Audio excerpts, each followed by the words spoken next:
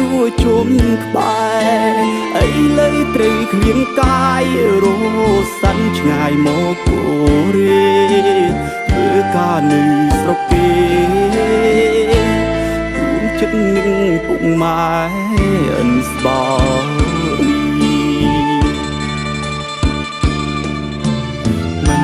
យូទៀនទេ